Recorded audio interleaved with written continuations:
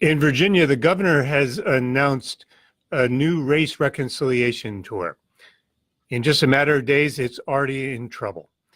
Today, what will it take for us to productively and authentically figure out how to deal with race reconciliation in our communities and in our country? I'll give you 4 important steps that you can take to start to make progress. Hi, I'm Rich Harwood. This is another edition of Harwood Half Hour, live from our Bethesda studios in Maryland. It's good to have you with us. Shoot me a message and let me know that you can hear me and where you're calling in from today. It's great to have you. The question I'd like you to think about in the next time that we, in these 20 minutes or so that we have together is this. What do you think it will take for us to authentically create race reconciliation in America today? What do you think it will take for us to authentically create race reconciliation in America today? You know, here's a quick take. I've been thinking, like a lot of you and a lot of us, I've been thinking a lot about this issue. It seems that it's reached a critical mass in our country. It's crystallized in a way that I haven't seen in my lifetime in the last 50 or so years. Recently, I was on NPR talking about this, Michelle Martin's program, All Things Considered Weekend Edition, where I spoke about what it will take to create race reconciliation in the country. Tomorrow, I have a piece coming out in the Virginian Pilot, which is in Virginia, obviously, on this topic. And then also tomorrow, I'll be releasing an open letter to Governor Northam of Virginia about what I think it will take for him to really make his race reconciliation tour meaningful, authentic, and genuine, and for it to create real progress in Virginia. You know, the governor in Virginia a number of weeks ago, just a handful of weeks ago, was discovered that on his medical school yearbook page, there was a picture of 2 individuals, one dressed in a Klan hood, a white Klan hood, the other dressed in blackface. And the governor, after some hours of silence, came out and apologized for the picture.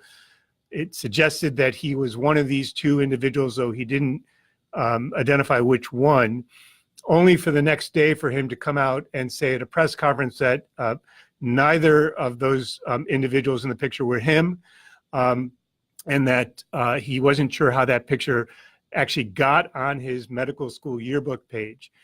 But in that press conference, he also said that some years before he had dressed in blackface in an All Things a Michael Jackson contest, and which raised a lot of other questions about the governor's background, his sensitivity to these issues. This was in the mid-1980s. It was clear by then this was incredibly inappropriate and was racist. And so he went through his press conference. He apologized. There were calls throughout Virginia. Every presidential candidate on the Democratic side and other leaders nationally called for the governor's resignation. And he said, no, I won't resign. I'm going to stay in office. And he announced this race reconciliation tour.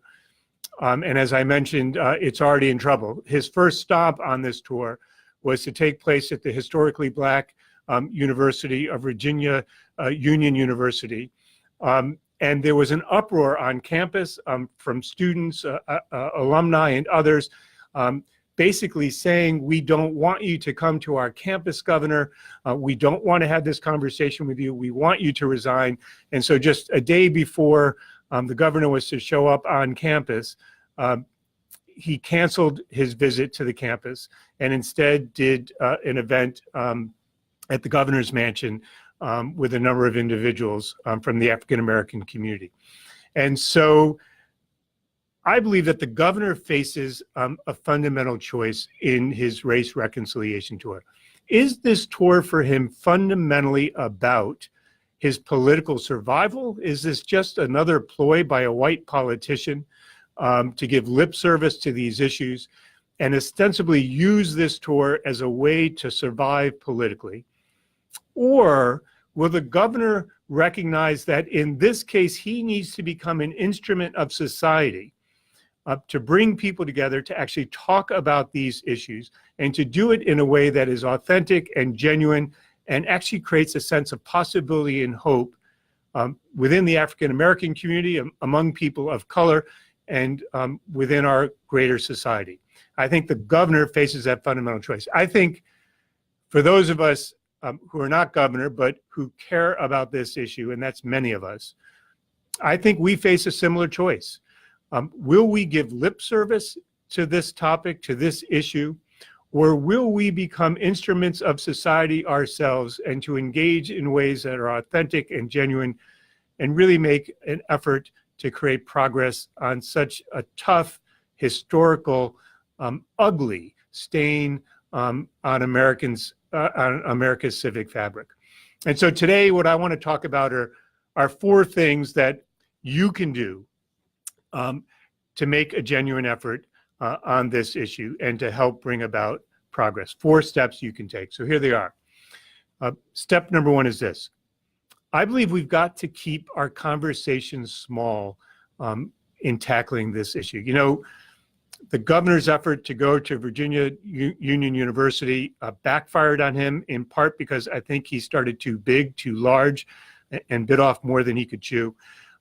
I think I know that when in Richmond during the Confederate statue debate that we had a year or more ago, that the first meeting held by a commission appointed by the mayor of Richmond was held at a museum, which I believe had like 400 or 500 people, which all media accounts and people who I know were there said turned into total chaos, degenerated into finger pointing and name calling, and was highly unproductive, unsatisfactory for everyone, and actually didn't help us gain any kind of sense of recognition of this issue or a sense of possibility and hope about what we could achieve. And so I think for starters, what we need to recognize is that these conversations have to start small, because we need to create the space where people can speak their truth, where people can come to believe that what they're saying is understood by others, where people can express their lived experiences, and where we can actually have real interactions about our understanding about these issues, why they hurt so much, and why we need to deal with them now in America and in our communities. This has to start small. We have to create ways where we can bear witness to one another. And I believe that this is going to have to start in small conversations, safe spaces, where those who have something to say can feel as though they can speak their truth, as I said, that they can feel that there is room to be understood, that those of us who are listening and engaged in this conversation can bear witness to what people are saying. And so that's number 1. I think our conversations have to start small. Number 2, I think we need to make room in these conversations for the deep sorrow that exists. You know, when I hear people talk about these issues, sometimes we say, you know, when we're talking about this, we need to be civil. We need to engage in civility. And I just cringe when I hear that, because, you know, civility in this case, it doesn't necessarily mean we need to be respectful. Civility in this case means to particularly people of color. What it's saying is, you know, can you tone down your voice? Can you not get so emotional about things? Can we just sort of keep a lid on it? And my sense of this issue is that no, we can't. That we have to expect that this issue is filled with sorrow for people. It is emotional. It's highly emotional. It's been building. You know, we're coming up on the 400th anniversary where African Americans were brought to be enslaved as Americans on the shores of Virginia. There is hundreds of years of history here. Of course, people have anger. Of course, there is a deep sense of loss. Of course, there is a sense of rage about these issues. And I think those of us who want to be in conversation about this topic, about these issues, who believe that we've got to come together in a fundamentally different way in our country about race and race reconciliation, that we need to be prepared for the deep sense of sorrow, the deep sense of emotion, the deep sense of pain that people have experienced from this issue. And that we have to be willing to stand in that space with people who are expressing this pain and this sorrow, who feel this pain and this sorrow. If you feel this pain and this sorrow, you have to feel as though there is a room for you to express it, and not for someone to say, would you just be more civil and exercise more civility? You know, I think of young mothers who have children in public schools where the schools have failed. These are moms of people of color whose schools have failed their children, and failed maybe them, and maybe failed their parents and grandparents, where there has been systemic inequities, where there has been systemic racism, where there has been systemic unequal distribution of resources, where people are going to schools that don't have air conditioning or heat in the winter, where people don't have books to learn history. And that young mom goes to a school board meeting or to a community meeting to talk about these inequities, this unfairness, this systemic problems that have been experienced not just now, but for generations. And she's standing there and she is getting emotional about these issues, and she is angry and she is expressing her anger. And then all of a sudden says, you know, could you just calm down? Could you just get it together? Could you just be a bit more civil? Could you be a little more unemotional? And when I hear those things and I see those things in the work that I do in communities and the work that you do in communities, it just makes me boil over in anger. That of course that young mom is angry. Of course she is enraged. We're talking about her child. We're talking about her life. We're talking about the inequities that her parents or her grandparents experienced in an education system that has failed them, or a healthcare system that has failed them. Of course there is anger. Of course there is pain. Of course there is rage. Of course there is sorrow. And I think if we're going to have a conversation, a real conversation, an authentic conversation, a genuine conversation about race and race reconciliation in America today, then all of us need to be prepared for the sorrow that will be expressed and the sorrow that will be felt, and that we need to commit ourselves to stay in the space with others, to experience this, to make room for it, and to make sure that space is real for everyone who is in it. So that's number two. So number one is we need to make these conversations small. Number two is we need to make room for real sorrow. Number three is I think we need to focus on what we can create together. I think we need to focus on what we can create together. You know, yesterday I was in Mississippi, in Jackson, talking to a number of individuals there who are trying to work on the public schools and the community to transform it around issues of race, equity, and inclusion.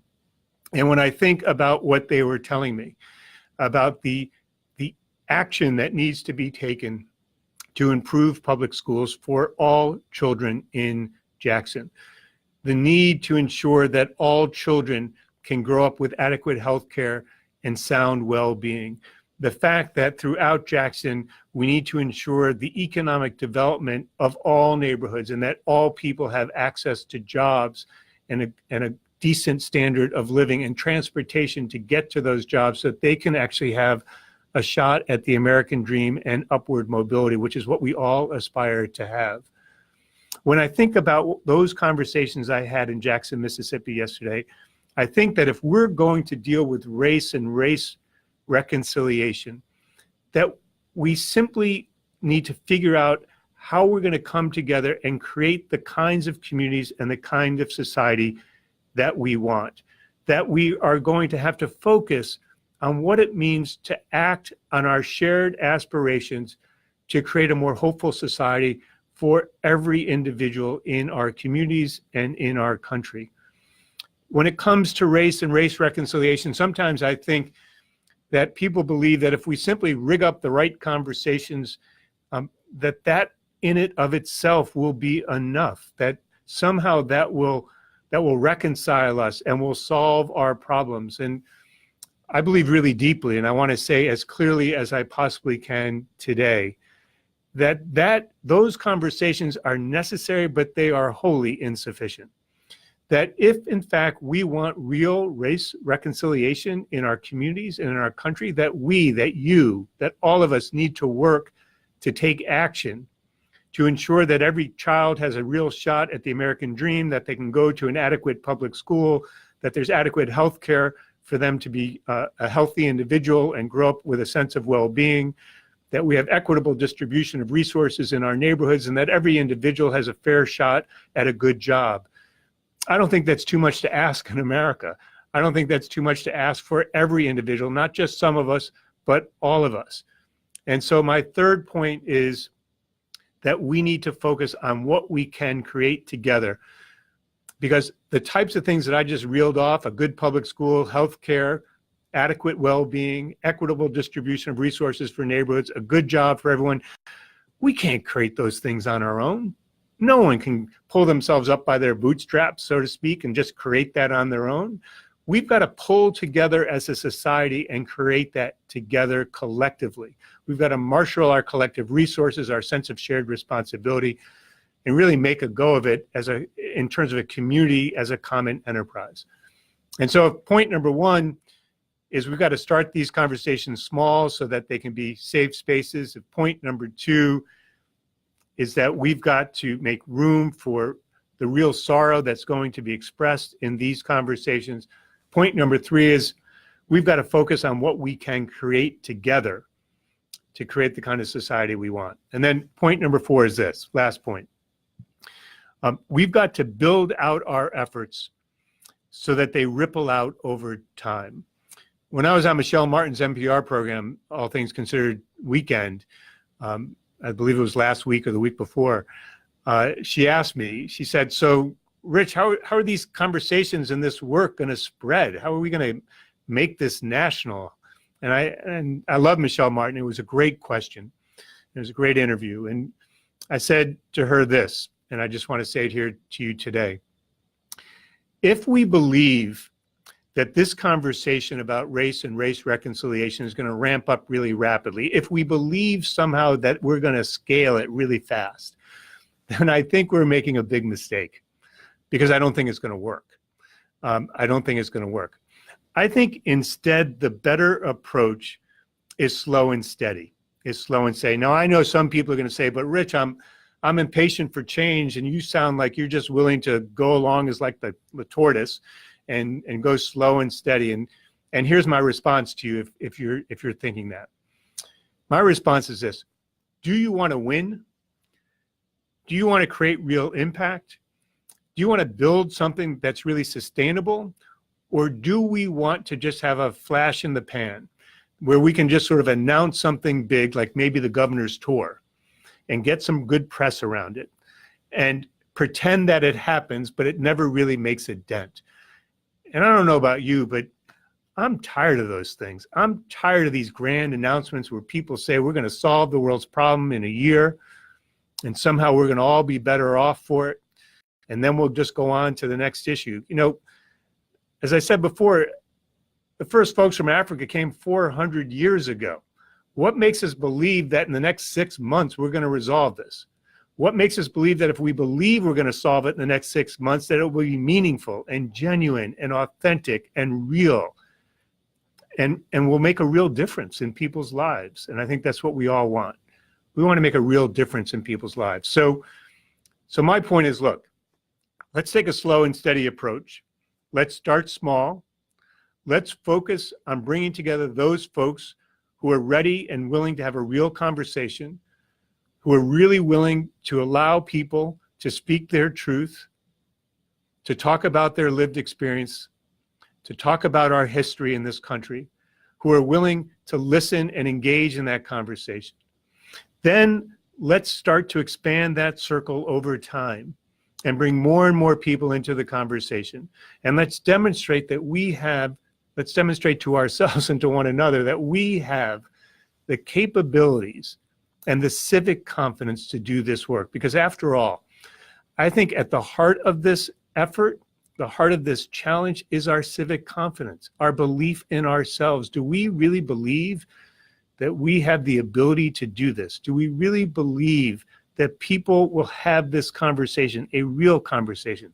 Do we really believe that we'll make room for real sorrow among people? Do we really believe that we'll acknowledge one another and what's happened in our country and what we need to correct moving forward? Do we believe that will happen? I believe that we need to start small and spread this over time and keep building allies to make it happen so that we can demonstrate to ourselves and to one another that we should have the confidence and the belief that this is even possible. That's what I believe. So, as I would say to all people in all communities, regardless of the issue, don't bite off more than you can do. Because when we do that, we set false expectations. And when those false expectations come home to roost, it just creates deeper cynicism, more frustration, and it just makes people hunker down even more and believe that we can't create change, we can't get on a better course, and there's no sense trying. And more than anything right now in our society, we need a greater sense of possibility and hope that we can change our trajectory and get on a more hopeful path for our society. And so, let me just end by saying, here's my hope for us today. My hope for us today is that we recognize that we have an opportunity, a huge opportunity, that, as I said earlier, in my lifetime, I have never seen this issue so crystallized, so ripe, so ready for us to engage. Let's make something of this opportunity. That's my hope for us. Let's seize it. Let's do something real. Let's do something authentic. And let's take these 4 steps. Let's start small. Let's make room for real sorrow to be expressed. Let's work together to create together those things that we can only create together. And then let's build this out so it ripples out over time. And so in time, we can see this effort spreading from one community to the next, from one state to the next, all across this country. If we do these things, we actually can make a real difference for people in their lives, for that mom I was talking about earlier who goes to the school board meeting, the community forum, who just wants a better shot for her kids, who wants some sense that her lived experiences are recognized and understood and that people have bared witness to it, and who believes that she, her kids, and others have a real shot at the American dream and that they are part of this country and belong to something larger than just themselves. I think that's what we all want.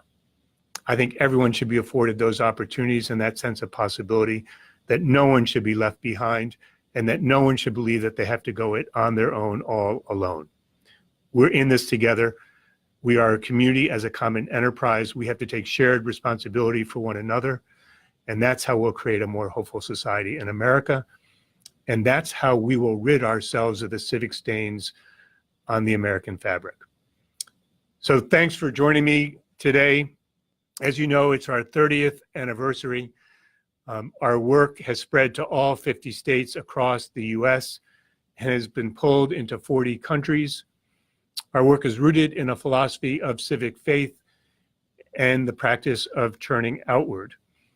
And on this 30th anniversary of the Institute, we have rededicated ourselves and recommitted ourselves, not to tooting our own horn, because that doesn't get anyone anywhere, but to supporting you in your efforts to create real and meaningful change in your communities, and for all of us together to create a more hopeful society. And I can't think of a better time to be doing this work. So thanks for joining me.